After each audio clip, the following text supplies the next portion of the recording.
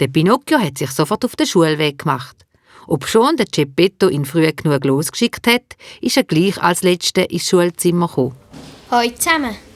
Was willst denn du da in der Schule? Du hast ja nur einen Holzkopf. Da fehlt ja nur noch ein Schnauz. Komm, ich melde mit der Kleinen gerade einen unter die Nase. Hey, Pfoten weg, du Löli.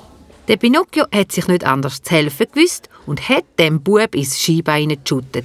Da! Ah! Der hat laut aufgehüllt und hat angefangen zu brüllen. Da hat niemand mehr etwas gesagt. So ein Schutt mit einem Holzbein tut nämlich wahnsinnig weh. Mittlerweile ist der Lehrer ins Schulzimmer gekommen. Hoi, Grüezi, Herr Lehrer. dein Vater hat mir schon von dir erzählt. Wenn du der Kleinste bist, hockst du am gescheitsten gerade in die erste Reihe. Dann siehst du gut an die Tafel.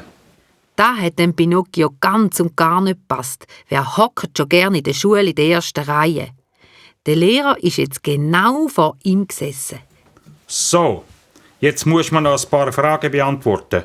Wie heissest du? Pinocchio. Und wie heisst dein Vater? Geppetto. Und was ist dein Vater von Beruf? Mein Vater ist ein ganz berühmter Holzschnitzer. Ein ganz reicher Mann ist mein Vater. In dem Moment ist etwas passiert. Am Pinocchio seine Nase ist gewachsen und gewachsen. Immer länger ist sie geworden, bis sie wie ein grosses Rüebli aus seinem Gesicht gestanden ist. Und wo wohnst du? Ich wohne in einem grossen Schloss. Und schon wieder ist die Nase um etwa 5 cm gewachsen. So. Und du bist schon mal in einer anderen Schule gsi? Ja, in einer ganz grossen Schule. In einer ganz grossen Stadt. Und schon wieder ist am Pinocchio seine Nase gewachsen. Sie ist jetzt fast so lang wie der Pinocchio gross. Die anderen Kinder mussten lachen, aber der Lehrer war streng und hat mit dem Massstab aufs Pult gehauen.